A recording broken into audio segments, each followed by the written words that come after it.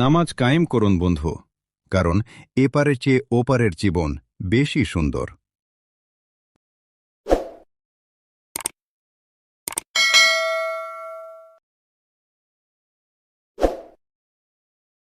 সীমা লঙ্ঘন করায় স্কোয়াড থেকে আর্জেন্টাইন ফুটবলারকে বাদ দিল চেলসি।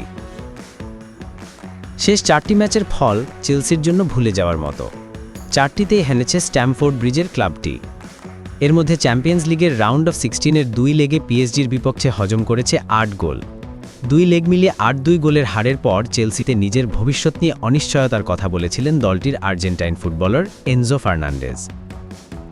ব্রিটিশ রেকর্ড দলবদল ফি 107 মিলিয়ন পাউন্ডে চেলসিতে নাম লেখানো ফার্নান্ডেজের রিয়াল মাদ্রিদে যাওয়ার গুঞ্জন তৈরি হয়েছে।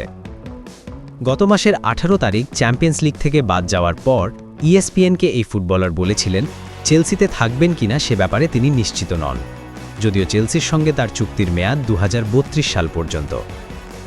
চেলসিতে থাকা না থাকার প্রসঙ্গে এই মিডফিল্ডার বলেন, রিয়াল মাদ্রিদের সঙ্গে তার কোনো কথা হয়নি, তবে দলবদলের ব্যাপারটি তিনি বিশ্বকাপের পর দেখবেন।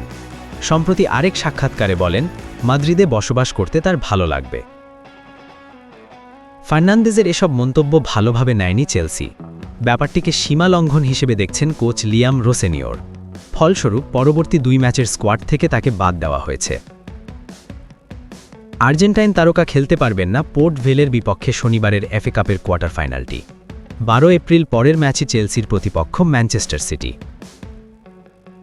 চেলসি কোচ বলেছেন, এই সিদ্ধান্ত শুধু আমার বা স্পোর্টিং ডিরেক্টরদের নয়, মালিক পক্ষ, খেলোয়াড়রা, আমরা সবাই এই সিদ্ধান্তে একমত। এনজোর জন্য দরজা বন্ধ হয়ে যায়নি। এটি একটি শাস্তিমূলক ব্যবস্থা।